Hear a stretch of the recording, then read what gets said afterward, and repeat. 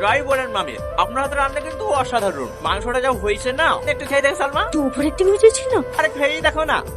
Tony, হ্যাঁ মামা। কাল সকাল সকাল আমার সাথে একটু বাজারে যাইও। কেন মামা? ভাবছি কাল কি তোমাদের আশীর্বাদটা সেরে ফেলবো, আর কিছু বাজার করতে হবে। আশীর্বাদ? হ্যাঁ, তোর কিছু কেনাকাটা করার থাকলে তোর মামির সাথে কি করলিস? এত আর্জেন্ট ডাকলা, কিছু হয়েছে নাকি? কি হয়েছে বুঝতে পারছো না? নাটক করছো আমার সাথে। নাটক করবো কেন? কি হয়েছে বলবা তো। মামা যখন আশীর্বাদের কথা বললো, তুমি তখন না করতে পারলে না। দেখো সালমা। কি দেখবো? অসহায় পেয়ে আমাকে ব্ল্যাকমেল করছো। আমাকে বিয়ে করে মামার সাথে টাকা আদায় করবা। চুপ করো সালমা, অনেক শুনে ফেলেছি। আর একটা বাজে কথা বলবো না। আমি তোমার টাকার লোভে এই বাড়িতে পড়ি নাই। এই বাড়ির লোকের ভালোবাসা দেখি, তোমাকে দেখি আমি অনেক মায়া জড়িয়ে গেছি। আমি হয়তো টাকার লোভে এই বাড়িতে এসেছিলাম ঠিকই, কিন্তু বিশ্বাস করো সালমা, এখন আমি তোমাকে অনেক ভালোবেসে ফেলেছি।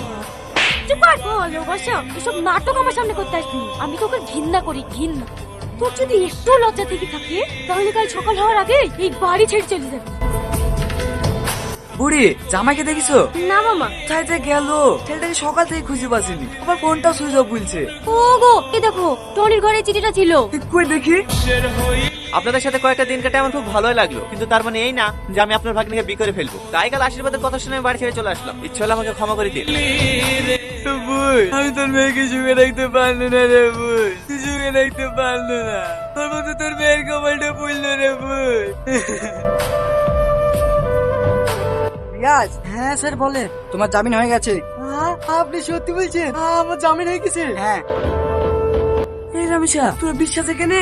এই তো তোর পর আমাদেরকে কিছু না বলে বিয়ে করে ফেলিছে। এসব কি শুনছে রামিসা? সব সত্যি? হ্যাঁ ভাই, আমরা দুজনকে খুব ভালোবাসি। তুমি মেনে নিবা না বলে আমরা পালিয়ে বিয়ে করে ফেলেছি। পালে কি বিয়ে করার কি আছে?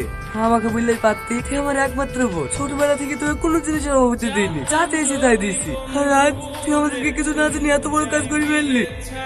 আমাকে ক্ষমা করতে হবে ভাই। আমি এই বিয়ে মানবো না। আমি তাদের ধুমধাম করে বিয়ে দেবো।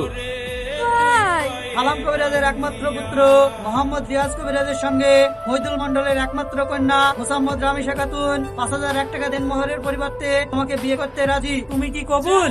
কবুল। আর একবার বলো বাপ। কবুল। আর একবার বলো। কবুল।